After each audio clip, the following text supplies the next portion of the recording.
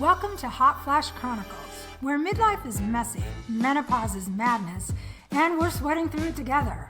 We're Angie and Shelly, two caffeine-fueled, slightly inappropriate grandmas who say what everyone's thinking. So grab a drink, crank up the AC, and let's dive in. Angie! Shelly! Guess what? I think it's time for another episode of Hot Flash Chronicles podcast. You would be correct. I would be correct. I am correct, in fact. I'm Angie. I'm Shelly. And what are we talking about today, Shellinator? We are going to dive in a little bit on how we experience emotions. Right. We as humans. And are there boundaries with that? Are there some tick boxes we can explore or not? Right. And I think we also discussed some societal norms based on gender or just ways that we're expected to wrangle our emotions or feel our emotions, where in actuality, we have the right to feel what we're feeling at any given time. And we can honor those feelings. Yeah. And now how other people perceive them is not our responsibility. Exactly. Right. So I think something our society does is, I believe, we assign qualities to different emotions that are feminine or masculine. Absolutely. So there's certain things that if you do them, let's say cry, that's a real obvious one. If you cry, I believe that goes off on the feminine side of traits as society interprets them. And then we start assigning what we think a feminine trait is. Right. And I think that I would love to see it normalized for men to cry. Yeah. I would love for men to feel comfortable that it wasn't emasculating or being a weakness if a guy cries. Like, why are we not allowing them to experience their emotions however they so choose? So I would love to see the normalization of men crying personally. Yeah. And I've talked to some men, and they've kind of relayed their experiences on times when they've cried in front of women and the responses they've gotten back after that's happened. And I had one friend tell me, I had someone who told me that gave me permission and told me it was leaving me space to do that. And then when I did that, right afterwards, they said they didn't want to see me anymore.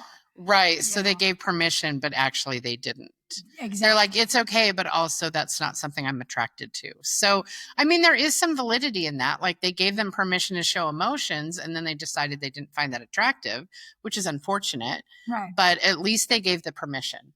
It's right. Just when that happens to you, then you don't feel safe maybe trying to do that again with someone else. Right. And you're like, oh my God, last time I did that, this bad thing happened. And I think that because we assign, especially the one crying, let's just talk about crying for a minute. There's a biological reason why we cry. When we're under a lot of pressure or stress or sadness, or when we're feeling something intensely, in your tears, you release cortisol, which helps bring you down, helps bring down the panic, the anxiety, the whatever it is you're feeling. It releases some of your tension and stress. Crying is a release for you, whether you're a man or a woman. There's a biological effect of having tears and taking this cortisol out of your body. So if we look at it from that standpoint, we would say, well, of course. Like a physiological. Yeah, we need to cry. There's a reason why we're programmed to do it. So why have we assigned some kind of feeling of femininity to that, to say, and what does femininity mean? We, for some reason, even though women are strong, we've decided that feminine traits tend to be weak. And therefore, when men display a feminine trait, they're weak. Then they're a weak man. So we've made a mistake in automatically assuming female traits are on the tender, nurturing, weaker side, and then men have these manly men, hunter, gatherer, provider. Right. Well, we're meant to be the soft place to land. Right. Right. But also we are expected to keep a home running, to maintain like how everything is going, make sure that everybody's handled and cared for and all of those things. And which there's strength in that. Yeah, there's strength in that. So I have a question for you. Of the men that you're close to, like your husband, your son, your dad when he was around, like what kind of experiences have you had with the men that are pivotal in your life? Do they feel comfortable crying? I believe that every one of those people that you mentioned, I have witnessed crying at some point in their life or my life. And for me, my son went through a phase when he was young, was pre-puberty, where he was crying a lot. And he's a little bit on the spectrum. And at that time, I remember my husband was getting very frustrated. My husband at that time, who wasn't Phil, was getting very frustrated thinking, oh, they're going to bully him and they're going to kick his ass if they see him crying at school. He's just crying all the time and he doesn't stop crying. And I remember until I had a son, I kind of had feelings about when men would cry. But then when I finally had a son, not a husband or a partner or my dad, when I had somebody I was responsible for, I felt way differently about it. And I remember having this conversation with my husband and saying, listen, he's got a lot of stuff going on. He has reasons to cry. He actually has reasons. Right. The things he's crying about are valid things that I would cry about. Right. You know, so I feel like if we tell him to not, he's going to bottle it up. Right. And when you bottle stuff like that up, it just creates another problem. That valve is going to get clogged off and it's going to explode out somewhere else if you don't let that tension out. So I remember saying I remember way back then saying we've done a disservice to our world by saying it's not okay for men to cry. We've created, that has contributed so much to toxic masculinity and making men feel uninvolved or removed from emotional situations by saying, you're going to get too feminine here. Right. So we don't want that. You need to man up. There's actually a phrase for it, manning up. Right. Which is bullshit. So I've seen all three of those people cry. And it was, to me, they felt comfortable doing that in front of me. And I felt relief that they felt safe to do that with me. Right. And that's just a different level of being a safe place to land. Yeah. Right. It's like you have to be comfortable with it. And I'll tell you something, if you're not, don't offer it up. If you are not comfortable with seeing a man cry, then don't tell them you're a safe space, because they can read body language. They can read your face. They can read. And you're doing more harm because you're now showing them your words don't match your actions. And you gave them permission to be vulnerable, but then punished them for it. Yeah. So you can't, if you're really not comfortable with it, if you've been raised or if you've been in a position where you're not, then don't say you are. If you're not, you shouldn't say something that's not authentic and true to who you are. Right. But I think you might want to dive in to why you feel that way. For sure. And it's not just crying. We've kind of touched a little bit on this, but why are feminine traits weak and why are masculine strengths strong? Right. And which emotions do we feel because of other people's expectations are we not free to show or feel? I've most of my life said, as chicks go, I'm not a crier. And then I hit menopause and I've been crying a lot more since I hit menopause. And I'm like, maybe I am a crier. I think it's a hormonal imbalance. But there are lots of things, like I have been told many times in my life that I am like literally told, you're too joyful. Yeah. Like you laugh too much. That can't be real. You must be putting it on. You're a kiss ass. You're a brown noser. You're a suck up. All of those things that are not true. It's just I experience joy and I show it. Part of that is my ADHD. I have a hard time reining it in. But if I'm super excited about something, you're going to know. Yeah. And I have had my hand slapped for that in my life. Like being joyful. I have actually, like, my whole life up until a few years ago, not necessarily from my parents, but I have been told to sit down and shut up most of my life. Like, and part of that is showing emotion. Like if you're moved by something or something strikes you funny, it's like, oh, you're being too much. Well, if I'm too much, go find less. Full stop. Yeah. Right? Yeah. I mean, I also think when you're looking at these different kinds of emotions, on the masculine side, I know that I have some emotions or some reactions that can be very strong. Mm-hmm. When I have an opinion about something or when I believe in something, I'll be very, there's no other way to say it. I'll be very strong in my beliefs. Yep. And You're also very articulate when you're upset about something, which yeah, I'm not. I will I go to advocate. rat brain. I can't figure out anything to say, but this one is like super sharp tongued when she's upset. I hope, we've been friends for 16 years. I hope we never fight. We've never gotten in a fight, but I feel like I don't want to be on the receiving end. Well, and these are not, it's just she's so good at packaging how she's feeling. and I think what happens is if you put that out in the world, if a man, when he gets upset, if a man gets very articulate and states in a very confident sounding voice a list of the things they expect or believe, we look at that as leadership, powerful, strength. Whereas we're a bitch if we do it. If a woman does that, you're a demanding bitch. Yeah.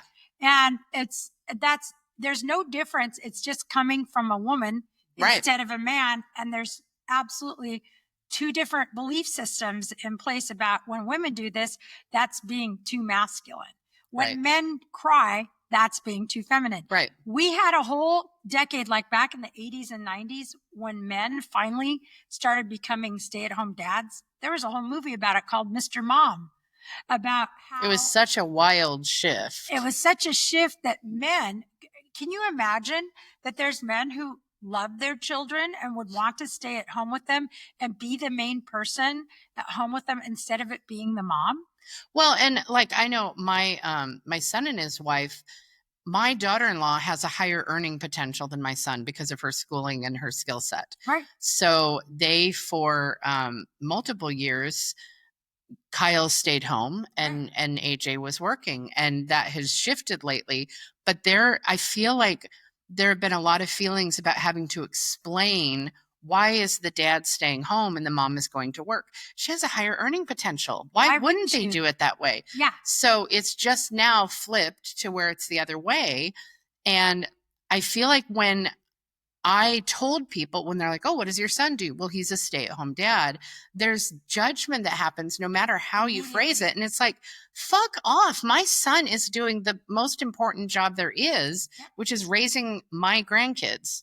Full stop. So these expectations of gender roles are like, I will go on a tear about Well, and in other countries where they have maternity and paternity leave, the parents take turns. Like the first in a lot of the European countries, it's like 18 months and each parent gets like 9 months to be at home.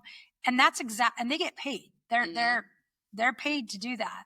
And I was talking to someone recently who lives in Sweden, and they were saying a lot of men don't like it when it's their turn because they feel like those 9 months take them out of their job and they lose touch with their job. Sure. Well, to be fair, I'm sure women feel that way when they're out of their career for 9 months too, if both parties are working. Well, and some of it ties into if you're nursing, like the mom needs to be there to do the nursing because the dad, unless the mom pumps, like it's harder for the dad to feed the infant. But outside of that, like, why do we have these norms that are, like that's too feminine for a guy to stay home? Like that's off track of emotions, but I got on a little bit of a tear. I remember back in the 1980s, this is just a little bit about how things have shifted. Our next door neighbors had a son. He was 3 or 4 at the time. And she had a career. And she did some kind of, it was some kind of tax analysis or something. She had a high level career, and her husband was a logger, which in the area I lived in, that was very common. He made good money logging, but she had an education and a degree. He didn't, but he made good money. And they had a discussion about if they wanted to have children, and they made a deal. They made a deal that they would have the baby, but she would be able to go back to work within so many years because she really loved her career and she didn't want to. They had enough means that they could afford a nanny or a daycare provider. And so it was very rare that in the 1980s that a deal like that would be, even considered. Like, why would a woman even want to have a career if her husband could provide? But she wanted her career. She wanted to have, that was important to her, but she also wanted to have a child with her husband. Sure. And so she was trying to do, and that was a very common theme in the 80s, like when they had they had some movies about that, and I can't remember what Diane Keaton was in. Right, the working mom or something. It was some something that I can't remember. Working girl. Maybe it was motherhood or something. I can't remember what it was called. Anyway, there was that. I'm sure we'll get comments. That theme was being explored, and so the whole idea of assigning parenting, like loving your child and having a responsibility for it, saying that's a feminine trait and that's not, why isn't that feminine and masculine? Right. Why shouldn't we both, both sides care? You should. It's just weird that we make judgments on that. And I have also throughout my life been told, I can't even count how many times, that I'm a very masculine woman. Mm-hmm. And people are surprised that I'm not gay because I just have masculine traits. Some of that I've been told is because I don't wear makeup because I'm allergic to it, but I have a masculine personality because I hold more command and I'll speak up for myself and things like that. But it's like, what does that mean? And I've taken it really wrong ways many times. Now I'm like, yeah, and like, so I have more masculine energy, whatever. Yeah. And it's interesting because for years I took that as I'm not girly. Mm-hmm. And it's just, I don't know why people would feel they needed to say that I was a masculine woman, but I know that it was because I walk into a room and I command attention and respect and like, that's the Leo in me. Again, part if of it. A man did that, we'd all admire him for walking into the room and taking command. I feel the same thing. I've been told I have a masculine energy, but I also have some very feminine traits. We all do. We have some of both, and some of them are stronger in some people. And how that's been translated to me before is I've been called a ball buster. Oh, yep. Same. I'm a ball buster. And I'm like, I really honestly feel like that's a you problem. If you're a man and you think that I'm going to bust your balls, well, okay. Well, and I also, in many jobs that I've had, or like friendships or relationships, I am very good at winning over a really strong male personality. Mm-hmm. Men don't scare me. I talked about this on one episode. Mm-hmm. Men don't scare me. So I have worked in places where the boss was like a tyrant and everybody would like hide in the shadows when they walk through. I wind up being their best friend because I'll go toe to toe and I throw it back in a joking way and they wind up loving me. But I have some, I feel like I get along better with men usually. And that's probably why we're best friends, is because we might have those more straight. Yeah. We're comfortable being more straightforward, and we're not passive aggressive with each other. We're not like, oh, I'm okay, I guess. Like, no. And that's what I don't like about the gender roles is, if you tell me that I'm masculine, and then you assume that I'm a lesbian because of it. It's like, first of all, there's nothing wrong with that if I was. Yeah. But why do you care, first of all? And how am I supposed to take that? Like, what is like, and it's the yes and? Yeah. I think also there's a kind of, for women, they tend to put the use your feminine wiles, and there's some flirting and some manipulation and, oh, I can get what I want by doing this, using my feminine traits. And that's also like, I don't have time for that. Right. That's a lot of work and effort you have to put into being manipulative. Right. And to be seen as, oh, she's so feminine. And I don't consider myself manipulative. Like, other people might disagree, but I feel like I'm pretty like bare bones. Like I'll tell you if there's something going on. I will go up. Like I before I was married, obviously, I was very comfortable asking people out if they wanted to go on a date. Like, I didn't feel like that was a male role. And then also there's the thing in society where if a man is very sensitive and gentle, well, he must be gay. So it's like we're getting both sides of it. I'm masculine, so I must be gay, and they're feminine, so they must be. But it's like, why are we like, how about we all just get to act how we want to act? And it doesn't we all accept that it's okay to be gay. Yeah. And it doesn't matter. It is okay. It doesn't matter who somebody's sleeping with. Like, get over it. It doesn't matter. And so what if you are feminine? If you're a man and you're feminine and you're not gay, that's fine. If you're a man and you're feminine and you are gay, that's fine. All of it's fine. And reverse it over to the women's side. All of those are okay. Yeah. You are who you are, and your personality traits and the way you utilize or how your emotions come out of you are okay. Right. Like the fact that we don't let people be who they are causes a lot of trouble in this world. Yeah, just be you. That's the thing, is like there's only one you, and let's keep it that way. Let's not judge people for if they're emotional or they're not emotional, or they're joyful or they're not joyful, or they're crying or they're not crying. And it's interesting because we had talked about this was going to be about like different emotions, but I think it really, what we're both seeming to stray to is just gender roles and Yeah. how it pisses both of us off.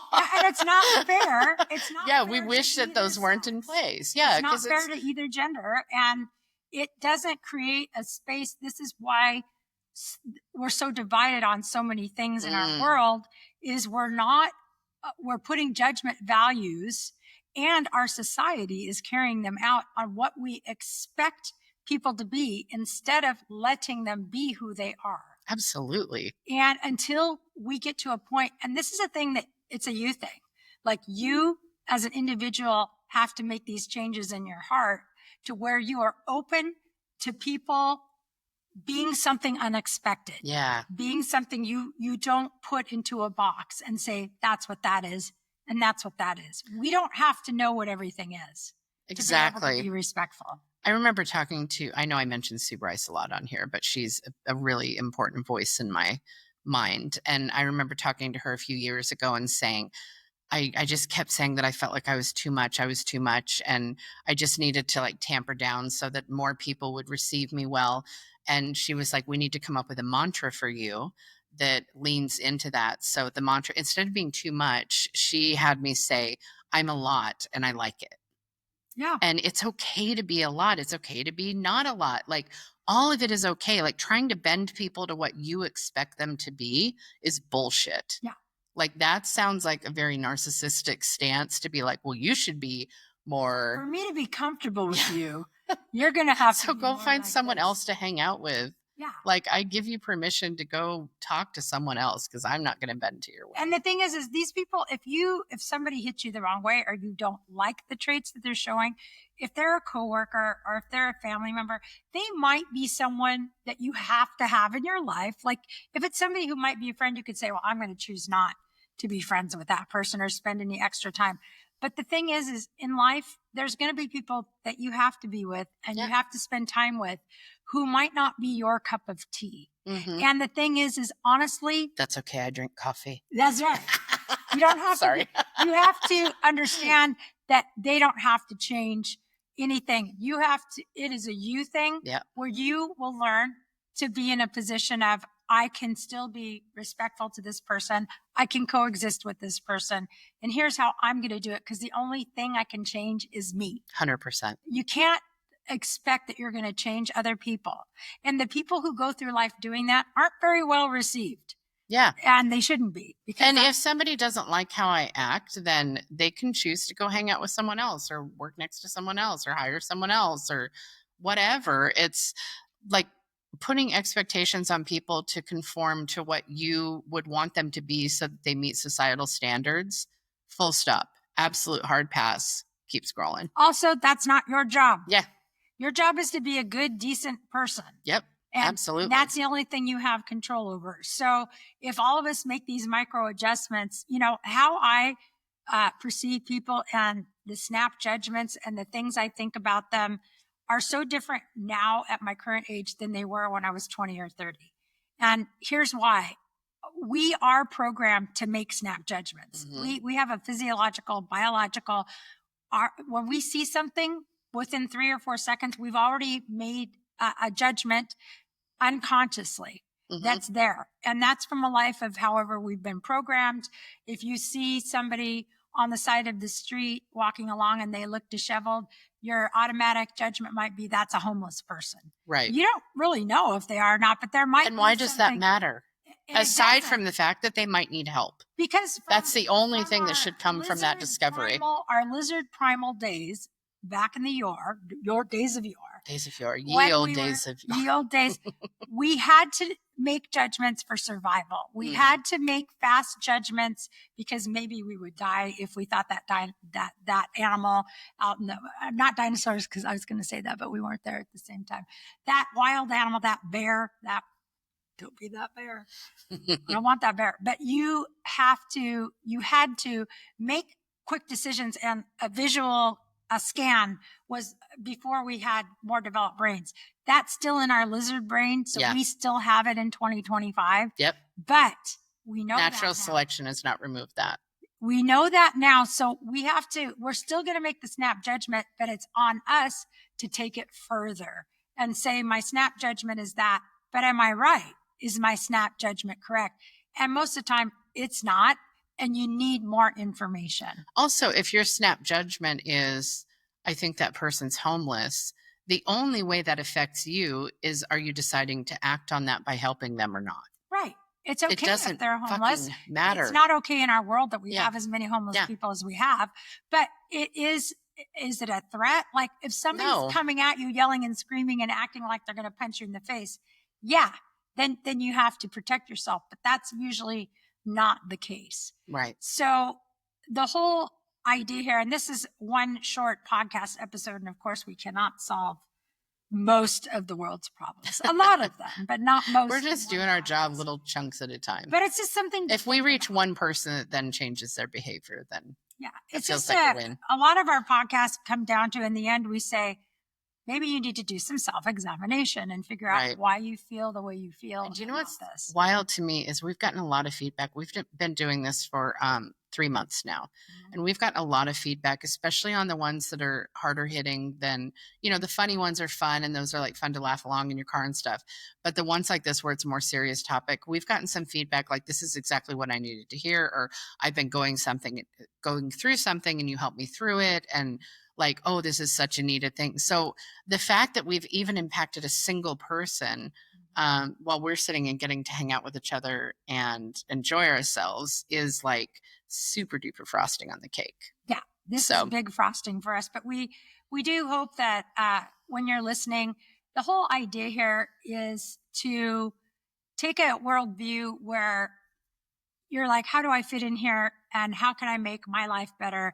And how can I make other people's lives better? We need that in our world right now. Absolutely. So we need to think outside of our little box. And of course, there's always self-care and how does this impact me?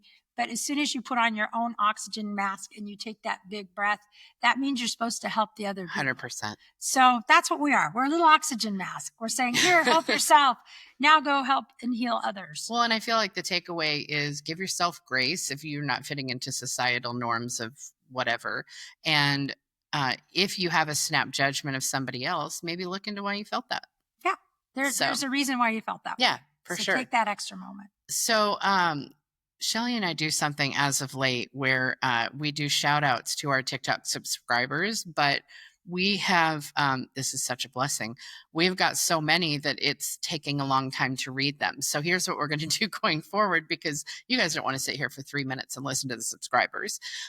So we're just going to name the ones that we had since the last podcast and a few other random sprinkles. And a few randos. That is a real thing. So since we had our podcast on Monday, we have got Connor, who is our moderator extraordinaire, Social Sprout Brandon, who's our mentor on all of this, Don't Run with Scissors, who's there all the time, author Kat Miranda, Lisa D, Nikki Otto, the Gossip Queen, Yam, Sam Zona, and Voices Without Borders.